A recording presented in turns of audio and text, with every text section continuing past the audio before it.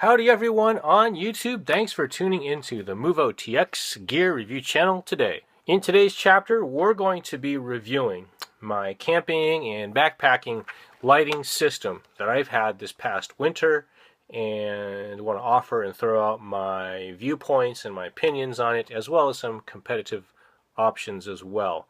I also want to take a look back at 5 years ago, what I was using 5 years ago, and the evolution of my overall lighting system. So let's dig into it here.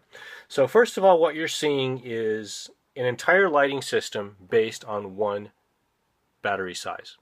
And that for me is key. That's important. I don't want to be lugging around 18650s. I don't want to be having to use AAAs as well as AA's. I want to keep everything one battery type for simplicity, uniform, ease of use, and ease of field replacement when I'm out there. And this has been what I've chosen. Okay, secondly, I want to make sure I only use one battery per light. Okay, I don't want to be like the whole 3 and the 4 AAA cell carriers. No, I don't want to deal with that. Those are just too difficult to field reload in the dark. Okay, so the way I have things set up for me, the optimal light size and power density is the single AA format. So I use both Eneloops as well as IMRs, 14500 eFest, purple eFest IMRs, and both of these have been great for me the past winter season. So I've taken this whole rig with me on about 7 or 8 different campouts, backpacking trips, as well as car camping too. So this is capable and bright enough to serve in a car camping scenario just as well as a backpacking scenario too. Okay, so my headlamp of choice is a ThruNite TH20. Okay, so this has just been an amazing addition to my loadout. In fact, if I have to bring one light with me, which I won't ever do, but if I have to, it would be the ThruNite headlamp. Simply because I find hands-free lighting and illumination right where I need it in front of me to be perfect. I don't need a big, huge lantern. I don't need to light up the entire forest. Okay, and there are many times where I need to have my hands setting up my tent, preparing food, cleaning up gear at the end of the day and the evening, and so forth and so on. A headlamp for me is optimal.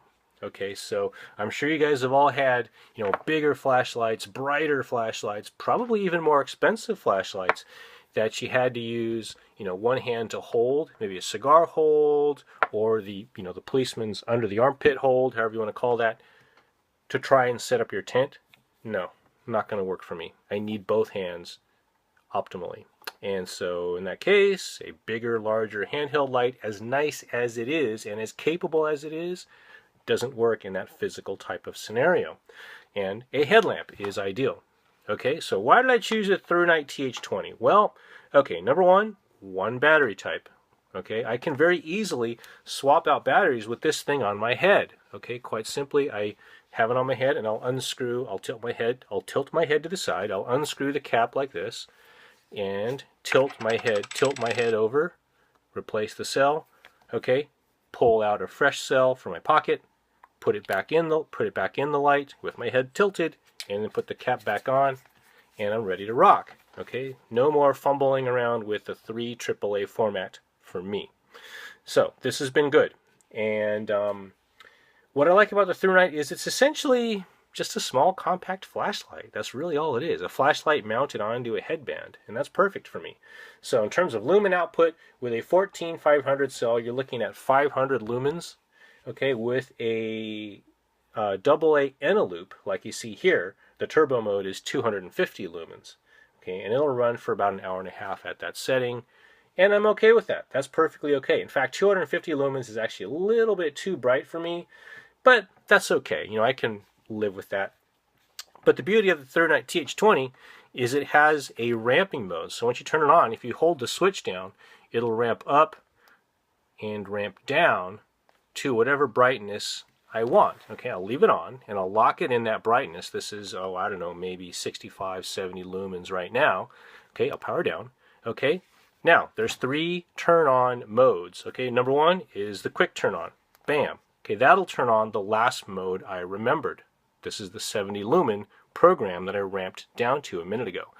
Okay, turn it off. If I need the brightest setting, the 250 lumens or the 500 lumens, okay, I double tap, bam, bam, and there's my 250 lumens, in this case, instant on brightness.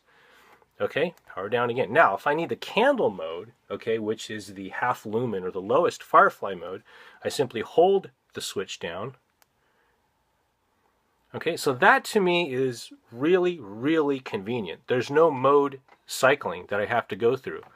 Okay, it's small, it's compact, it's lightweight, although it's not as lightweight as the Zebra Light it replaces. Okay, so I had this Zebra Light for 5 years, 6 or 7 years actually, more likely, and it has served me very, very well in the same similar scenarios. Single AA, easy battery replacement.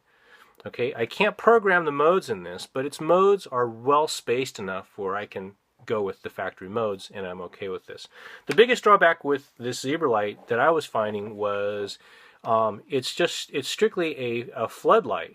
Okay, so there's times, okay, there's the floodlight. It's a flood beam with really no center hot spot, and it was getting to the point where I was starting to see limitations of this beam pattern. As much as I liked it for those years, I figured, well, you know what? I think I kind of want a brighter flashlight with a concentrated hot spot in its beam, and so that's why I went with here, the ThruNite TH20. So there's the TH20 with its center beam hot spot, and here you can see the Zebra Light. There's a Zebra Light with its flood beam. Okay, flood beam and concentrated hotspot. Okay, what else? Okay, let's talk about my handheld. So my handheld light for the past year has been a UTorch UT01. Okay, so this light here has a similarly programmable output mode group, and I'm going to break away and do a separate video on this because its user interface is so complex and it's so unique in the flashlight industry. I'm going to do a separate video on this, but just know that this, along with my 14500 cells, has replaced my Phoenix E35UE and 18650 cells. Okay, so this is the old rig.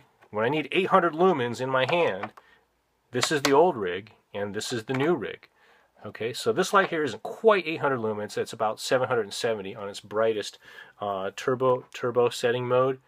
And like the UT01, it's got some great modes that you can program in and set yourself. And I'll stay tuned for that. I'll post up a separate video on how to do that, because I don't think too many of the UT01 reviews out there show you how to program it, and that's really cool.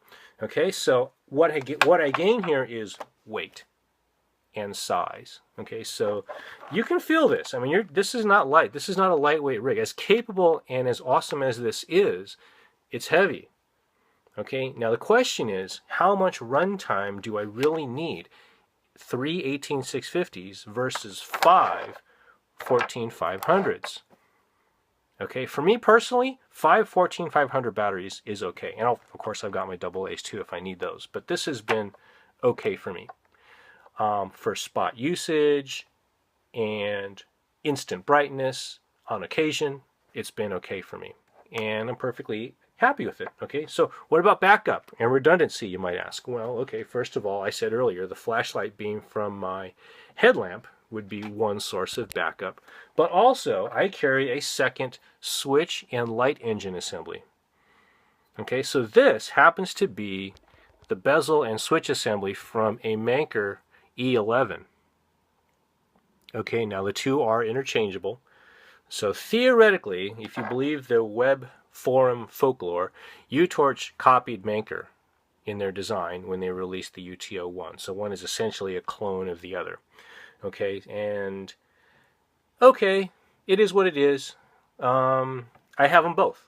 Okay, now when I bought the Manker E11, of course I bought the entire light assembly with the tail cap and the body tube and everything. But quite frankly, I just find it perfectly practical to carry around just the bezel and light assembly from the maker, and I'll just store it in a Ziploc bag and keep it as a backup, okay, in case this ever does fail, the switch goes out or something, the LED burns out or something like that. I've got a backup ready to go, and I don't have to lug around an entire second flashlight with me. Okay, so it's all about maximizing weight and capability when you're backpacking and you're on the trails. Okay, so the last part of this kit that I want to talk about is my ability to recharge. So I've also added an Olight USB battery charger. It's one of these little magnetic battery chargers, and this has been a great addition to my load because it's so lightweight and so compact. It weighs practically nothing. It takes up no space in my pack. I'll just throw it in here in the Ziploc with the maker flashlight bezel, and there's my recharging capabilities right there. So at the end of a day, now I usually bring enough batteries with me, but just out of habit, at the end of the day, you know, maybe I've shot some video, I've taken a lot of pictures with my cell phone, and I need to top off and recharge. That's where my battery bank comes in. So this is a 3-year-old Sony Cycle Energy USB battery bank, and it's been bomb-proof reliable for me over the years. So you can see where I've actually dropped it and I had to tape it closed right there. But hey, despite that, it's still okay. It still works great. I have no desire to replace this anytime soon. I can recharge my LG V10 cell phone 3 times on this, and it's perfectly okay for me. So anyways, but at the end of the day, in my tent, I'll simply plug in this battery charger, and we'll use the magnetic contacts. Say, for example, let's pretend that this end loop is dead. I'll just simply use the magnetic contacts, plug it in, turn the switch on, and you'll see this light up red to indicate the battery is charging. And usually, you know, I'll get a battery charged up in the course of an evening, and then maybe a second one. I'll start the second one at night and just, you know, let it run overnight, and in the morning I've got a fully charged battery. Okay? So, thanks for taking the time to sit with me today, guys, and I hope you found this information very useful. Again, stay tuned for my follow-up video for this. I'm going to be posting a separate UTorch UT01 review in that second video. So stay tuned for that, and I'll catch you later, guys. Everybody, remember, everyone, stay safe out there and enjoy the outdoors this summer. I'll catch you later. Bye-bye.